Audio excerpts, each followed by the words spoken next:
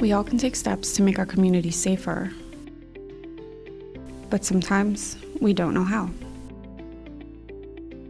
As a parent or caring adult, you have a unique opportunity to positively impact those around you. How can you contribute to making safer spaces? What does primary prevention of sexual violence look like? Most families that I work with, at one point or another, the mom will say to me, oh, I was food shopping and some stranger came up to me and thought it was perfectly fine to just touch my belly. And I remember experiencing that too. I have 2 kids, and people would come up to me and touch me and give me unsolicited advice. And so we start to have conversations about boundaries with that.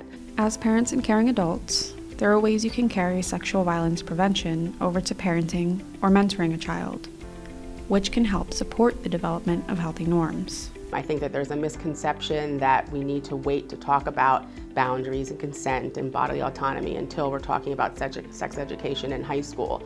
And I think that we need to start much earlier. So there's a lot of ways to talk about consent with children without actually having to talk about sex or sexual intercourse. And a lot of it is around our boundaries with each other as a family, in making sure that we are asking consent from our kids before we give them a hug. But I feel like if ever they don't want to hug or kiss a family member or a friend, then that's okay, and to give them that ability to say, no, I don't want to do that. Having open conversations about consent and boundaries teaches children how to respect others and how to handle rejection.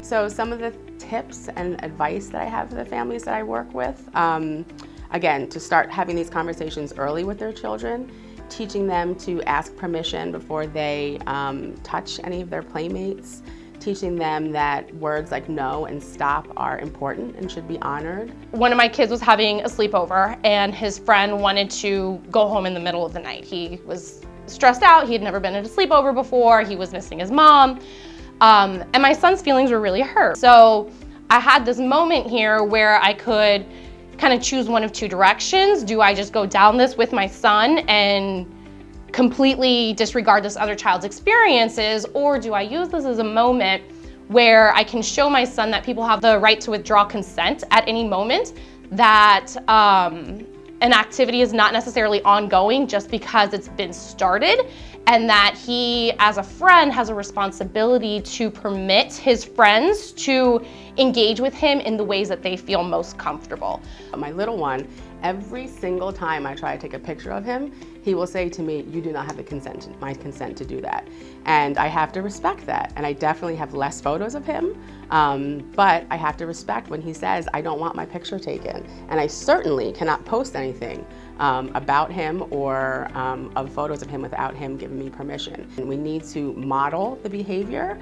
And I talk to the parents that I work with about modeling consent, modeling respect for one another. Another big issue that comes up is, sometimes families don't necessarily want to know the sex of the baby before the baby's born, but they get a lot of pressure from family members, grandparents, aunts and uncles. They really want to know. And so we have a conversation about why. Like, what is it that they need to know so badly about whether this is going to be a boy or a girl? And oftentimes it's because they want to buy, boy clothes, or they want to decorate the baby's room in pink colors, or they want to buy dolls or trucks, depending on whatever that answer is.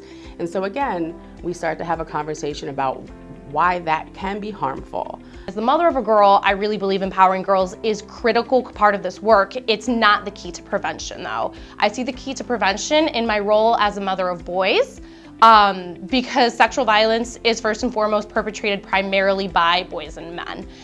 Enforcing strict gender roles often sets up certain expectations before birth, which can indirectly reinforce gender-based power imbalances. Gender varies from community to community and is a cultural construct that has changed and continues to change over time. Watching a movie, we were watching Hulk, and my 8-year-old turns to me and he says to me, Mom, why is Hulk always angry when he's hulking out? Why is it the feeling anger that gets to him? And I was presented with this opportunity to really instill with him some of the ways that media literacy can be used as a strategy for children to understand the social messages that are being given to them on a daily basis. And so we had this really great conversation with him about how there are certain emotions that society permits boys and men to express that are deemed more masculine or more acceptable, that anger is one of those feelings, and that oftentimes it's also a secondary emotion with pain or grief or trauma or fear, something like that underlying that, and what that message is to him as he watches that. And using that as an opportunity to really get him thinking about what are the things that he's being told, who are the heroes he's being given by society, how can he both enjoy media and entertainment while also learning to be a critical consumer of those kinds of things, and really trying to find those types of moments. We hope that we can be role models to the children in our lives, so that when they grow, they become role models for others.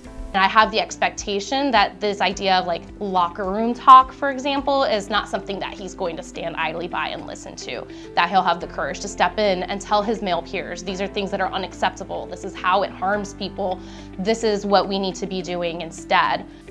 Parents and caring adults have the ability to equip the children they love with skills to create safer communities.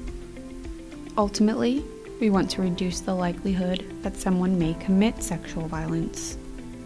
We want to create a society that doesn't tolerate harmful, power-based behaviors against others. This vision of a sexual violence-free world is possible if we work together. Help us put an end to sexual violence before it happens.